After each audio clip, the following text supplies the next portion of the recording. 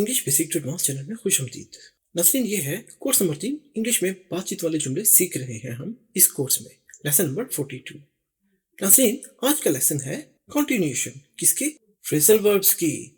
हमने पिछले लेसन में कुछ फ्रेजल वर्ब्स के बारे में सीखा था, जिसमें हमने वर्ड्स और प्रपोजिशन के बारे में भी जाना था कि वर्ड्स क्या हैं, प्रपोजिशंस क्या हैं और इन दोनों को मिलाने के बाद फ्रेजल वर्ब्स कैसे बन जाते हैं। तो आज के सबक में हम फ्रेजल वर्ड्स के ऊपर बात करेंगे, लेकिन एक बार जल्दी से दोहरा लेते हैं वर्ड्स और प्रपोजिशन के बारे में और फिर हम तफसील से जानेंगे फ्रेजल वर्ड्स के बारे में।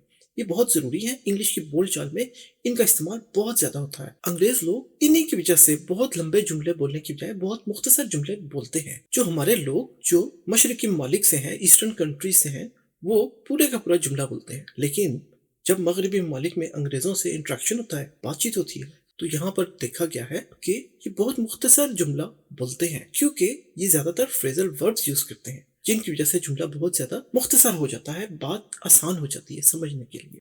तो चलिए देखते हैं पहले जल्दी से वर्ड्स क्या हैं एक बार फिर, जो हमने पिछले लेसन में पढ़े थे। देखिए, काम करने वाले अल्फाज की इंग्लिश, उन्हें वर्ड्स कहते हैं इंग्लिश में। और ये क्या है? देखिए, आस पूछना, ब्रेक तोड़ना, बाय खरीदना, कॉल बुलाना, खम आना, क्राई रोना, ड्रिंक पीना, ईट खाना, फाइंड ढूंढना, गेट हासिल करना, गिव देना। तो ये होते हैं वर्ब्स, यानी काम करने वाले अल्फाज की English.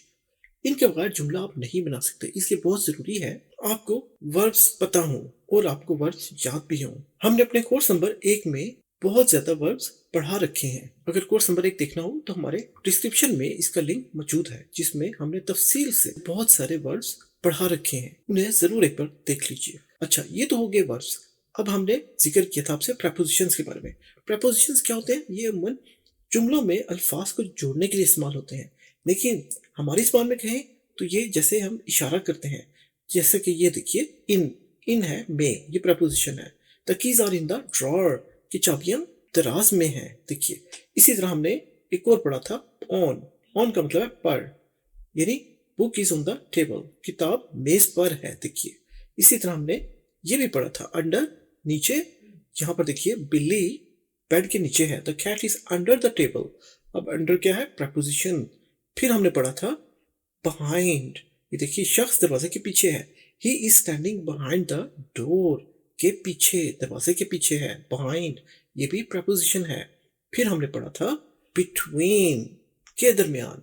The shop is between the bank and the library, ये हमने पढ़ा था कि दुकान, बैंक, ये देखिए, अगर ये बैंक है और ये लाइब्रेरी है तो दरमियान में क्या है? शॉप, दुकान। तो दुकान है दरमियान में बैंक और लाइब्रेरी के, तो बिटवीन ये भी प्रपोजिशन है। फिर हमने पढ़ा था ओवर इसका मतलब ऊपर। अब ये मेज पर टच नहीं हो रहा, लैम्प हवा में ऊपर है मेज के।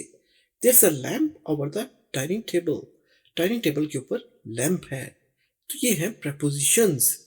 एक और देखिए, beside के साथ, she sat beside me, वो मेरे साथ बैठी। अब ये भी प्रपोजिशन है। फिर हमने देखा था with, I went to the park with my friends, मैं अपने दोस्तों के साथ पार्क गया। देखिए, with ये भी प्रपोजिशन है। फिर हमने देखा at का मतलब है करीब होना। he is at the bus stop, वो बस स्टॉप के करीब है, बस स्टॉप पर है। तो ये है प्रपोजिशंस। to की तरफ, she is going to the market, वो मार्केट की तरफ जा रही है, बाजार की तरफ जा रही है। तो ये भी है प्रपोजिशंस। अब हम देखते हैं फ्रेजल वर्ड्स के बारे में। अब फ्रेजल वर्ड्स के बारे में क्या बताया आपको? ये देखिए, ये बनते हैं वर्ब के साथ और प्रपोजिशन के साथ, इन दोनों को मिलाने से फ्रेजल वर्ड बनते हैं। तो आज हम फ्रेजल वर्ड्स के बारे में जानेंगे, चंद फ्रेजल वर्ड्स की प्रैक्टिस करेंगे, इनका मतलब और इसको जुमले की मदद से समझेंगे। तो चलिए देखते हैं पहला फ्रेजल वर्ब क्या है। ये देखिए, लुक आफ्टर। अब देखिए, लुक है देखना और आफ्टर है, आपको पता है, पीछे। अब यहाँ पर वर्ब है लुक और आफ्टर क्या है? प्रपोजिशन। इन दोनों को जब मिलाया तो एक नया मतलब बन गया, और वो मतलब है देखभाल करना, लुक आफ्टर। अब जुमला देखिए, can you look after my dog, क्या आप मेरे कुत्ते की देखभाल कर सकते हैं? वाइल, जबकि, आई एम अवे, जबकि मैं मौजूद ना हूँ, अवे यानी दूर हूँ। क्या आप मेरे कुत्ते की देखभाल कर सकते हैं जब मैं मौजूद ना हूं? तो यह है सवाल, और इसमें यूज किया उसने लुक आफ्टर को, फ्रेजल वर्ब को। देखिए, यह है फ्रेजल वर्ब। ये कह रही है मेरे कुत्ते की देखभाल करना जब मैं मौजूद ना हूँ। ये कहीं जा रही है तो कुत्ता इसके हवाले करके जा रही है क्योंकि इसने इसकी देखभाल करनी है। तो इस तरह से लुक आफ्टर का इस्तेमाल आपने देखा कि कितना आसान कर दिया जुमले को। अगर हम लुक आफ्टर यूज ना करते तो जुमला बहुत लंबा हो जाता। इसलिए फ्रेजल वर्ड्स की वजह से जुमले मुख्तसर और ज्यादा ज्यादा इम्पैक्टफुल हो जाते हैं, ज्यादा असरअंदाज हो जाते हैं। चलिए एक और फ्रेजल वर्ड देखते हैं। ये देखिए, यह है गिव अप। गिव अप का मतलब है छोड़ देना, तर्क कर देना। He gave up smoking last year. He उसने गेव अप तर्क कर दिया। ये देखिए, गिव की सेकंड फॉर्म गेव। ही गेव अप उसने तर्क कर दिया स्मोकिंग सिगरेट लास्ट ईयर पिछले साल। उसने सिगरेट पीना पिछले साल छोड़ दिए। देखा, छोड़ दिए, तर्क कर दिए, खत्म कर दिया। तो अब एक साल के बाद ये देखिए, ये कह रहा है कि मैंने सिगरेट छोड़ दिए हैं, अब सिगरेट नहीं पीता, पहले सिगरेट पीता था। तो इस तरह से तर्क कर देना, किसी भी आदत को छोड़ देना, कुछ भी छोड़ देना, इसको गिव अप कहा जाता है। Give up. अब आपने देखा यहाँ पर गिव है वर्ब और अप है प्रपोजिशन। इन दोनों को जोड़ा गया तो एक नया मतलब बन गया, छोड़ देना। हालांकि गिव का मतलब तो है देना और अप का मतलब है ऊपर, लेकिन इन दोनों को मिलाने से एक नया मतलब बन गया, छोड़ देना, तर्क कर देना। चलिए एक और फ्रेजल वर्ब देखते हैं। ये देखिए, ये है फाइंड आउट। तलाश करना, मालूम करना। I need to find out what time the movie starts. अब ये शख्स आया है और इससे पूछ रहा है, जो सैनमे में क्लर्क है उसे कहता है I need to find out, मुझे मालूम करना है कि फिल्म कब शुरू होगी। मुझे मालूम करना है कि फिल्म कब शुरू होगी। अब ये फाइंड आउट, तलाश करना, मालूम करना, ढूंढना। तलाश करना, मालूम करना। खाली फाइंड का मतलब तो होता है ढूंढना, लेकिन अब यहाँ पर फाइंड आउट के साथ थोड़ी मालूमात इकट्ठी करना, तलाश करना, ढूंढना। तो इस तरह से फाइंड आउट। एक और फ्रेजल वर्ब देखिए। देखिए, टर्न ऑफ।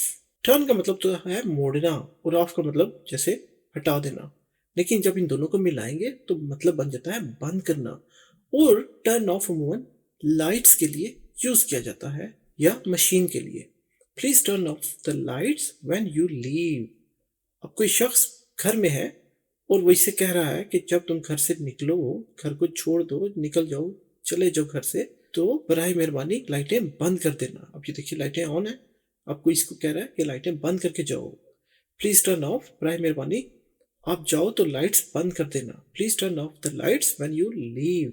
देखिए, टर्न ऑफ, बंद करना।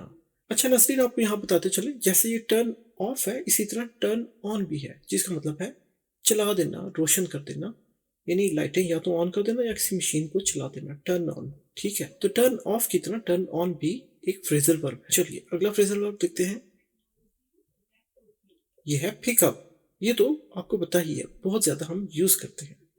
हालांकि पिक का मतलब तो होता है किसी चीज को उठा लेना, लेकिन जब पिकअप हो जाए तो इसका मतलब है कि किसी शख्स को उठा लेना या किसी चीज को कहीं से पिक करना, उठाना।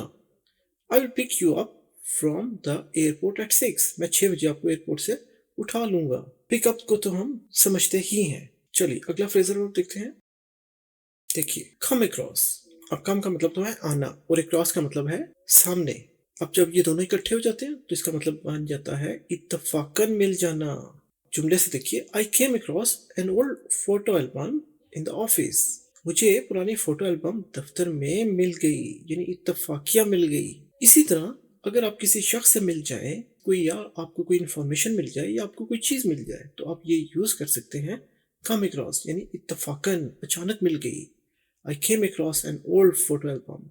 मुझे अचानक मिल गई, इत्तफाकन मिल गई पुरानी photo album in the office, दफ्तर में, ऑफिस में। ये देखिए, तो इस तरह से आप कम अक्रॉस को अच्छे तरीके से यूज कर सकते हैं और लंबे जुमलों की बजाय आप मुख्तसर जुमला बना सकते हैं इसे इस्तेमाल करते हुए। चलो अगला फ्रेजल वर्ब क्या है? Run out of. ये भी अंग्रेज लोग बहुत ज्यादा यूज करते हैं। इसका मतलब है बाकी कुछ ना बचना, यानी खत्म हो जाना। जुमला देखिए, we have run out of food. अब हैव है, हैव के साथ वर्ब की थर्ड फॉर्म। अब रन की थर्ड फॉर्म भी रन ही है। Second form ran, run, ran, run. ये तीनों फॉर्म्स हमने पढ़ा रखी हैं अपने कोर्स नंबर 1 में, वर्ब के लेसन में। तो we have run out of food. अब रन आउट ऑफ, ये तीनों आपने इकट्ठे यूज करने हैं और उसके बाद कुछ भी आपने लगा देना है। अब यहाँ पर मतलब ये है इसका कि हमारा खाना खत्म हो गया है, क्या आप कुछ खरीद सकते हैं? कैन यू बाय सम? क्या आप कुछ खरीद सकते हैं? देखिए सकते हैं, कैन, यू, आप, बाय, खरीद, सम, कुछ, क्या आप कुछ खरीद सकते हैं? तो अब रन आउट ऑफ फूड है, आप यहाँ पर फूड की बजाय कुछ और भी यूज कर सकते हैं। Run out of milk, run out of flower यानी आटा, run out of sugar, run out of gas, run out of water, किसी भी चीज के साथ लगा दो जिसका मतलब है कि हम इसकी कमी हो रही है, खत्म हो रहा है, कुछ बाकी नहीं बच रहा। तो इस तरह से इसको आप जुमलों में इस्तेमाल कर सकते हैं। चलिए एक और फ्रेजल वर्ब देखते हैं। ये देखिए, ये है गेट अलोंग, और उमूमन ये विद के साथ इस्तेमाल किया जाता है। इसका मतलब है अच्छे ताल्लुकात होना, किसी के साथ दोस्ताना ताल्लुकात रखना। ये देखिए, do you get along with your coworkers? क्या मतलब, क्या आप अपने साथी काम करने वालों के साथ अच्छे ताल्लुकात रखते हैं?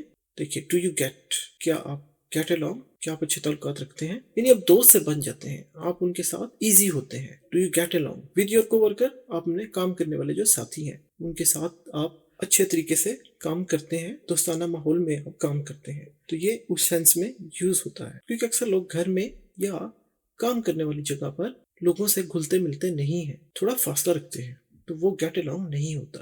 गेट अलोंग का मतलब है अच्छे ताल्लुकात होना, घुल मिल जाना, खुशी से दूसरों के साथ मिलना जुलना, तो उसे कहते हैं गेट अलोंग। चलिए एक और फ्रेजल वर्ब देखते हैं। ये देखिए, कैरी ऑन, कैरी ऑन का मतलब है जारी रखना। आप जुमला देखिए, carry on with your work, अपने काम को जारी रखो, वाइल, जबकि, आई टेक दिस कॉल, जबकि मैं ये कॉल लेती हूँ। अब यहाँ पर ये इसको कह रही है कि तुम अपना काम जारी रखो, फोन मैं सुन लूंगी। ये देखिए, अपना काम जारी रखें, मैं फोन कॉल ले लेती हूँ। टेक, ले लेती हूँ, आई टेक, यह है present indefinite. I take this call, मैं कॉल ले लेती हूँ। तो देखा आपने कैरी ऑन से कितना आसान हो गया जुमला बनाना और बात करना। तो इसी तरह अंग्रेज बहुत मुख्तसर तरीके से बात करते हैं, क्योंकि वो ज्यादातर फ्रेजल वर्ड्स को यूज करते हैं। अब यहाँ पर कैरी का मतलब तो है ले जाना, उठा लेना, और ऑन तो प्रेपोजिशन है पर, लेकिन जब दोनों मिले तो मतलब बन गया जारी रखना, किसी भी काम को जारी रखना, किसी चीज को, काम को जारी रखना। चलिए एक और फ्रेजल वर्ब देखते हैं। ये देखिए, ये है मेकअप। अब हम तो मेकअप को समझते हैं कि सुर्खी पाउडर, श्रृंगार करना, मेकअप, वो भी मेकअप ही है, लेकिन मतलब क्या है इसका? इसका मतलब है लड़ाई के बाद सुलह करना, कोई बहाना बनाना या ठीक करना। जब आप मेकअप करते हैं चेहरे पर तो इसका मतलब आप चेहरे को ठीक कर रहे हैं, दुरुस्त कर रहे हैं, जो कमी बेशी है उसको आप पूरा कर रहे हैं, मेकअप कर रहे हैं। तो अब जुमला देखिए, they had a big argument but made up the next day. अब यहाँ पर देखिए, they had big argument, argument कहते हैं बहस को, यानी आप ये भी कह लें जैसे कि लड़ाई हो गई हो, बिग आर्ग्यूमेंट, बहुत बड़ी बहस हो गई। अब इन दोनों की बहुत बड़ी बहस हो गई, लेकिन मेड अप, लेकिन उनकी सुलह हो गई।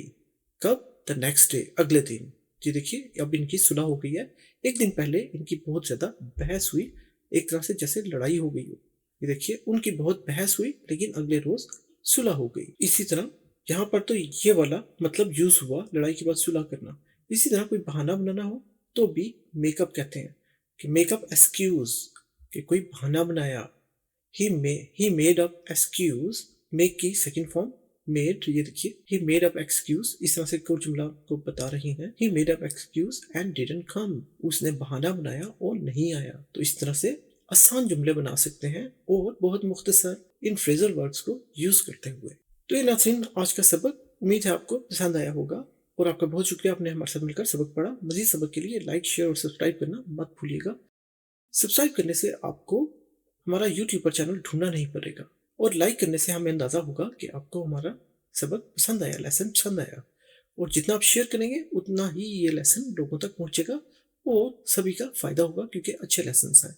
कमेंट जरूर कीजिए, हमें बताइए कि आपको ये सबक कैसा लगा, और अगर आप कोई चीज समझना चाहते हैं, कुछ पूछना चाहते हैं तो जरूर लिखिए, ताकि हम उस पर भी वीडियो बनाकर आपकी हेल्प कर सकें। और बेल आइकन दबाने से आपको नोटिफिकेशन फौरन मिल जाएगा जैसे ही हमारा नया लेसन अपलोड होगा। तो एक बार फिर तो उन लोगों का दिल से शुक्रिया जो चैनल को रेगुलरली देख रहे हैं, जिन्होंने ऑलरेडी सब्सक्राइब किया हुआ है और हमें कमेंट करके अपनी फीडबैक देते रहते हैं। तो मिलेंगे हम आपसे अगले एक बहुत ही दिलचस्प सबक में, जो बहुत जरूरी है, इंग्लिश में बहुत ज्यादा इंपॉर्टेंस रखता है।